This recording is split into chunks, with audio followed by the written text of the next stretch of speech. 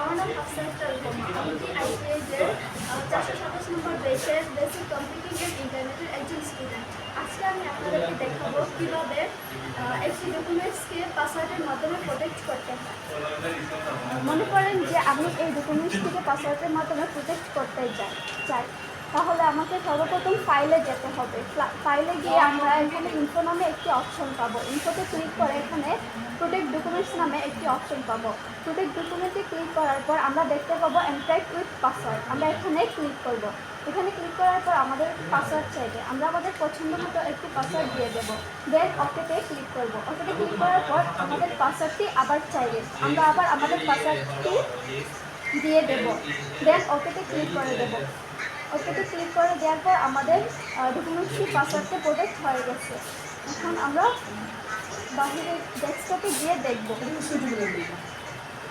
এই যেটা আমাদের ডকুমেন্টস। এখন এখানে ঢোকার জন্য আমাদের কাছে পাসওয়ার্ড চাইছে, আমরা আমাদের পাসওয়ার্ডটি দিয়ে দিলাম। দেন ওকে, পাসওয়ার্ডে প্রোটেক্ট হয়ে গেছে।